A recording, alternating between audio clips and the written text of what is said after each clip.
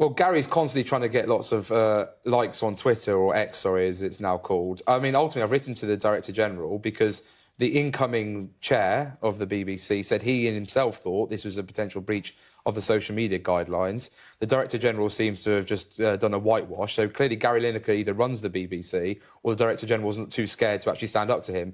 But if the BBC's name is going to keep getting dragged through the mud and embarrass all the many presenters, both in my local news reporters, radio presenters, who have to live by a very different set of rules to Gary Lineker, then ultimately he will do the job that I think we should do, which is see the BBC no longer funded by the taxpayer, and then it can do what things like Sky do, which is actually be allowed to have maybe reporters have more public opinions, obviously within the Ofcom rules that you're guided by. So I think Gary just needs to spend less time virtue signalling and more time talking about football, which he's actually very good at. But it's just a shame that he seems to think that he somehow is a career, politician in making. And as I've said to him, if he's really desperate to get into politics, Stoke-on-Trent North, put himself on the ballot paper and we'll let the public decide. What, you think you beat Gary Lineker then, do you? Absolutely. OK, bring it on.